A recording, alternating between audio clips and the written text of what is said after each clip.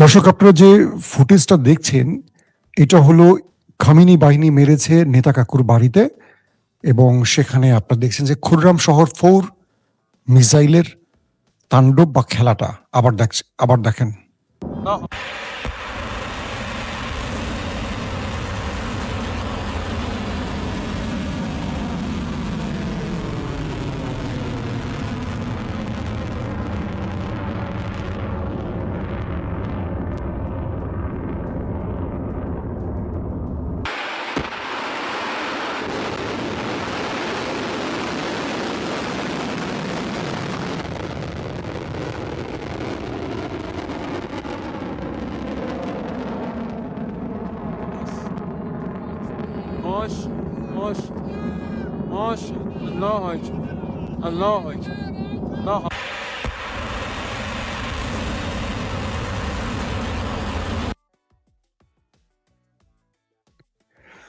দর্শক, আপনাদের দেখালাম যে ভিডিওটি, সেটি হলো ইরানের ওয়েবসাইট থেকে নেওয়া। ইরান দখলদার দেশটিকে টার্গেট করে রাতে এই মিসাইলগুলো মেরেছে। ভারতের একজন সাংবাদিক, তিনি নেতা কাকুর বাড়িতে অবস্থান করছেন। তিনি তার ভিডিও ফুটেজে দেখালেন যে পুরো দেশটি সুনসান, নীরব, কোনো মানুষ বাইরে নেই, এবং তিনি সেখানে লাইভ ভিডিও দেখাচ্ছেন যে ইরানের মিসাইল আসছে আর পুরো শহরটিতে বিকট আওয়াজে সাইরেন বাজছে। এরপর ঝাঁকে ঝাঁকে ইরানের মিসাইল ঢুকে পড়ে এবং বিভিন্ন স্থাপনাকে টার্গেট করে হিট করে কিছু সংখ্যক ইন্টারসেপ্ট করতে পারে, বাকিগুলো মূল শহরের প্রাণকেন্দ্রে আঘাত হেনেছে। ভারতের সাংবাদিক বলেন যে পুরো শহরের মানুষ বাংকারে চলে যায় এবং কিছুক্ষণ পরপরই হঠাৎ সাইরেন বাজে আর সব মানুষকে দ্রুত শেল্টার জোনে চলে যেতে বলা হয়। তারপর তারা একটার পর একটা আঘাত করে, আবার থেমে যায়, আবার আঘাত আসে। এভাবে পুরো দেশটির মানুষের অবস্থা এখন 12টা বেজে গেছে। দর্শক, এই বিষয়ে আরো অনেক তথ্য দেব, আপনারা অপেক্ষায় আছেন যে খবরটির জন্য, সেটা বলি।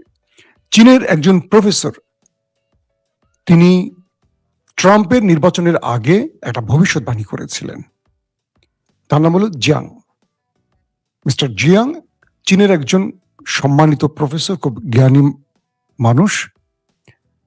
তিনি যে ভবিষ্যৎবাণীটি করেছিলেন যে এই নির্বাচনে ট্রাম্প জিতে যাবে, অর্থাৎ ট্রাম্পের নির্বাচনের আগে এই ভবিষ্যৎবাণীটি করা। তার সাউন্ড ঠিক আছে তো না? আপনারা কি একদম ক্লিয়ার দেখতে পাচ্ছেন? কেউ লিখছেন সাউন্ড ওকে, কেউ লিখছেন খবর আসছে না। এরপরে বাংলাদেশের পালা, ঠিক আছে, ওকে। যারা ডিস্টার্ব করতে কমেন্ট করেন তাদেরকে আবার স্বাগত জানাই, কিছু বলার নেই। সাউন্ড ঠিক আছে। বাঁশখালী থেকে দেখছেন, বাঁশখালী, পুরো বাঁশখালী হয়ে গেছে, সব মিসাইল বানাতে ইরান নিয়ে গেছে বাঁশ।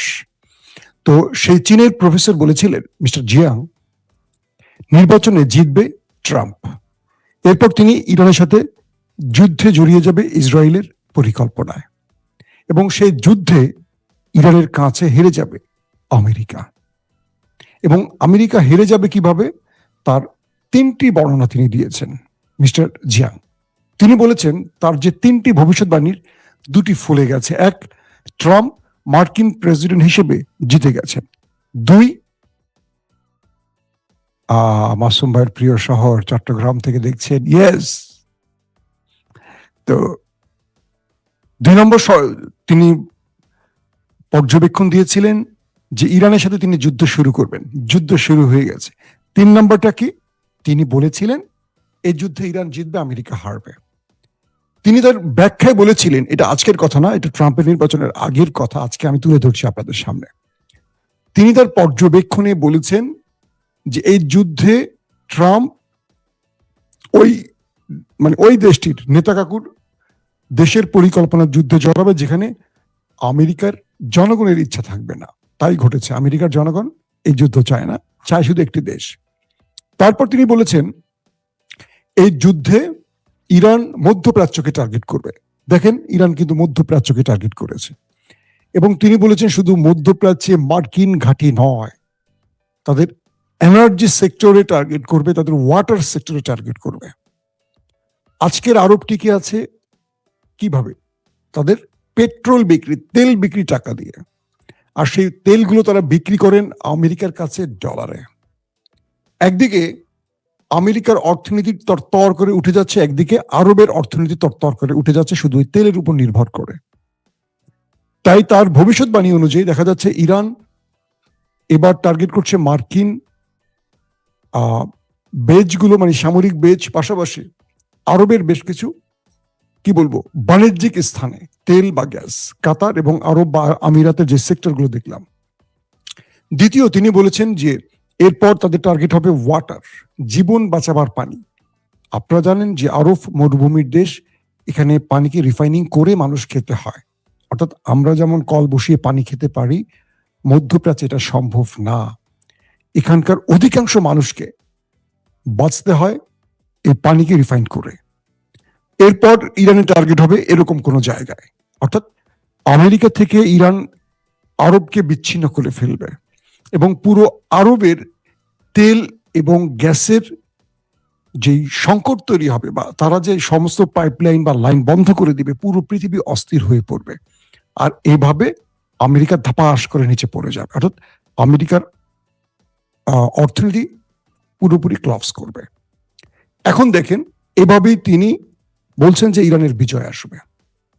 আমেরিকার বিভিন্ন গবেষকরা বলা শুরু করেছেন এই যুদ্ধে ইরানকে হারানো কঠিন হবে, কারণ 20 বছর লড়াই করে হাতুড়ি বাহিনী, অর্থাৎ যারা মামুলি বন্দুক দিয়ে লড়াই করা তালেবান বাহিনী, তাদেরকে হারাতে পারেনি পুরো ন্যাটোকে নিয়ে। সেখানে ইরানের মতো একটা পাওয়ারফুল রাষ্ট্র, যাদের তেল আছে, যাদের গ্যাস আছে, যাদের একটি সাহসী বিপ্লবী গার্ড বাহিনী আছে যারা নিবেদিত, যাদের হাতে পৃথিবীতে চমকানোর মতো মিসাইল আছে, ড্রোন আছে, প্রযুক্তিতে তারা অনেক দূর এগিয়ে গেছে, আবার তাদের পাশে রয়েছে শক্তিশালী দুটো দেশ, প্রকাশ্যে মাঠে না নামলেও নেপথ্যে আছে আমেরিকার ইস্যুতে চীন, রাশিয়া। তো সেই হিসেবে এইটুকু বলা যাচ্ছে যে এই লড়াইতে আমরা যত প্রেডিকশন করি না কেন, অন্য কোনো অঘটন ঘটতে পারে। এখন পর্যন্ত আমেরিকার টার্গেট কি আমেরিকা নিজেও জানে না। কখনো বলে রেজিম চেঞ্জ, কখনো বলে খামেনিকে হত্যা, কখনো বলে পারমাণবিক ব্যালিস্টিক প্রোগ্রাম ধ্বংস করা। আমেরিকানরা আসলে বুঝতেছে না কি চায়। এখন আমেরিকা বলছে যুদ্ধবিরতি করবে। খামেনির মারা গেছে, কিন্তু রেজিম চেঞ্জ তো হয়নি, রেজিম চেঞ্জ তো রয়েই গেছে। ইসলামিক প্রজাতন্ত্র, ব্যালিস্টিক প্রোগ্রাম, পারমাণবিক প্রকল্প এখনো টিকে আছে। তাহলে আমেরিকা কেন যুদ্ধবিরতি চায়? তার মানে আমেরিকা এক্ষেত্রে বড় রকম পরাজয়ের মুখে পড়েছে, এটা আপাতত বলা যাচ্ছে। এটা আন্তর্জাতিক বড় বড় যারা গবেষক তাদের বক্তব্য অনুসারে। আসেন 2 নম্বর খবর। আপনারা কালকে একটা খবর পেয়েছিলেন যে ভারতে ইরানের যে যুদ্ধ জাহাজটি গিয়েছিল ভারতের দাওয়াতে, ভারতের মেহমান হিসেবে সেই জাহাজটি ভারতে গিয়েছিল ট্রেনিং এর জন্য একটা, এবং সেই জাহাজটি যখন আন্তর্জাতিক সীমানার মধ্যে, যেখানে যুদ্ধের নিয়ম অনুসারে কোনো আক্রমণ চলে না বা বৈধ না, সেই আন্তর্জাতিক নিয়মের মধ্যে থাকা ইরানের জাহাজটিতে আমেরিকা আক্রমণ করে। প্রায় 80-র অধিক নাবিক শাহাদাত বরণ করে এবং ইরানের সেই জাহাজটি ভারতের সীমা থেকে, মানে ভারতের সীমানার মধ্যে প্রায় শ্রীলঙ্কার কাছাকাছি যখন পৌঁছে তখন আক্রমণ করা হয়। এরপর ভারতের সাথে ইরান এই ব্যাপারে শক্ত প্রতিবাদ জানিয়ে কথা বলে। তারা বলে যে তোমরা আমাদের মিত্র সেজে আমাদের পেছন থেকে ছুরি মেরেছ, আমরা এর প্রতিশোধ নেব। আজ হরমুজ প্রণালী কেন্দ্র করে ভারতের 38টা কার্গো জাহাজকে আটকে দিয়েছে ইরানের বাহিনীগুলো, এবং ইরান টার্গেটে যে কোনো সময় ভারতের উপর আক্রমণ চালাতে পারে বা ভারতের যুদ্ধ জাহাজকে টার্গেট করে আক্রমণ চালাতে পারে এমন তথ্য কয়েকটি সূত্র দাবি করেছে। তার মানে ভারত পেছন থেকে যে বিশ্বাসঘাতকতা করেছে, অবশেষে ইরান সেটা বুঝতে পেরেছে। আপনারা জানেন যে ইরানের সাথে পাকিস্তানের চেয়েও ভারতের সখ্যতা বেশি, এবং ভারত সবসময় বেনিফিট পেয়েছে। বেলুচিস্তান বর্ডার দিয়ে পাকিস্তানকে অস্থির করে তুলেছিল এই ভারত ইরানের সহযোগিতা নিয়ে, এবং এজন্য ভারত এবং ইরান এবং পাকিস্তানের মধ্যে কিন্তু মিসাইল মারামারির ঘটনা ঘটেছে গত বছর, আপনাদের মনে আছে। এবং পাকিস্তান ইরানকে ছেড়ে কথা বলেনি। পরবর্তী এই বিষয়টি তুর্কি এবং সৌদি আরবের মধ্যস্থতায় সমাধান হয়। পরবর্তী আস্তে আস্তে ইরানের সাথে একটা সখ্যতা বাড়ে পাকিস্তানের, কারণ ইরানের পর পাকিস্তান এবং তুরস্ক হলো ইসরায়েলের টার্গেট। এটা পাকিস্তান জানে, তুরস্ক জানে, যে কারণে এই দেশ দুটো সবসময় ইরানের পক্ষে প্রকাশ্যে থাকুক আর গোপনে থাকুক দাঁড়াবে, কারণ গ্রেটার ইসরায়েল বা ইসরায়েলের নেতানিয়াহুর পরবর্তী টার্গেট হবে তুরস্ক এবং পাকিস্তান। একমাত্র পৃথিবীর দেশ পাকিস্তান যাদের কাছে পারমাণবিক আছে। ইরানকে পারমাণবিক তৈরি করতে দেবে না বলে শেষ করে ফেলছে। তাহলে পাকিস্তানের হাতে যে পারমাণবিক আছে এটা কোনোভাবে নেতানিয়াহু বা পশ্চিমা দুনিয়া গ্রহণ করবে? তো সেই হিসেবে এই ক্ষেত্রে আমরা এটুকু বলতে পারি যে পাকিস্তান ইরানের পাশে দাঁড়াচ্ছে, কারণ ইরান বেঁচে থাকলে পাকিস্তানের বেঁচে থাকার সম্ভাবনা থাকবে, কারণ ইরান শেষ হয়ে গেলে সরাসরি টার্গেটটা আসবে পাকিস্তান এবং তুরস্কে। তো এবার সেই ইরান বুঝতে পেরেছে পেছন থেকে ছুরি মারার জাতি নরেন্দ্র মোদীর দেশটি, এবং সেখানে ইরানের অনেক বড় ক্ষতি হয়ে গেছে, কারণ তাদের যুদ্ধ জাহাজের সঙ্গে প্রায় 80-র অধিক নাবিক শাহাদাত বরণ করেছে, এমন তথ্য এসছে, যেটার প্রতিশোধ ইরান নেবে ঘোষণা দিয়েছে। দর্শক, এরপরে আসি দ্বিতীয় গুরুত্বপূর্ণ খবরটিতে। মধ্যপ্রাচ্যকে রক্ষায় ফ্রান্স, অস্ট্রেলিয়া তাদের যুদ্ধ জাহাজ পাঠাবার ঘোষণা দিয়েছে, অর্থাৎ আমেরিকাকে না, মধ্যপ্রাচ্যকে বাঁচাবে, এমন একটি তথ্য কিছু আউটলেট প্রকাশ করেছে। অর্থাৎ মধ্যপ্রাচ্য সাহায্য চেয়েছে ইরানের হাত থেকে বাঁচার জন্য। তাদের যেহেতু অনেক পেট্রো ডলার আছে, সেটা নেবার জন্য এবার অস্ট্রেলিয়া এবং ফ্রান্স আসতে যাচ্ছে, এমন তথ্য পাওয়া গেছে। তারপরের যে গুরুত্বপূর্ণ খবরটি সেটি হলো যে দখলদার দেশটির মধ্যে রাতভর অপারেশন করেছে ইরানের খামেনি বাহিনী, এবং তারা সিজ্জিল, খুররাম শহর এবং তারা আরো বেশ কয়েক শাহেদ ড্রোন সহ বেশ কিছু ড্রোন ও মিসাইলের মাধ্যমে অ্যাটাকগুলো করেছে। বৈরুতেও আক্রমণের, লেবাননের বৈরুতেও আক্রমণের ঘটনার তথ্য আসছে।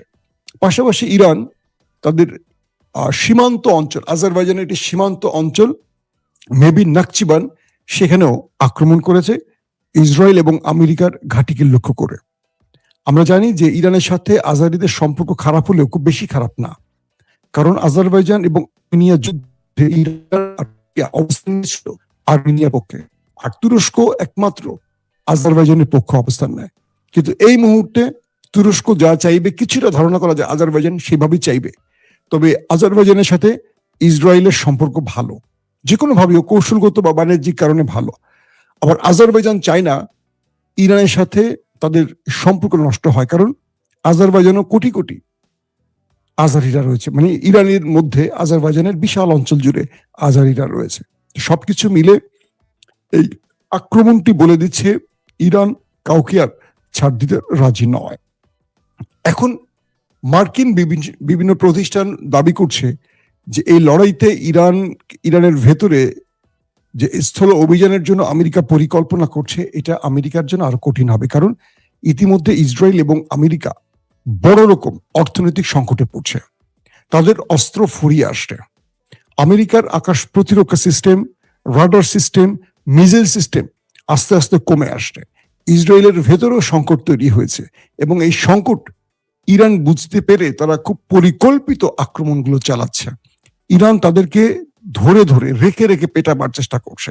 অর্থাৎ ইরানের কাছে সেই চায়না, মানে চীনের যে প্রফেসর জিয়াং এর কথা বলছে, তিনি বলছেন ইরান এই যুদ্ধের জন্য 20 বছর ধরে পরিকল্পনা সাজিয়েছে। আজকে যে লড়াইটা দেখতে পাচ্ছি, এটার জন্য ইরান 20 বছর পরিকল্পনা তৈরি করেছে এবং সেভাবে নিজেকে তৈরি করেছে।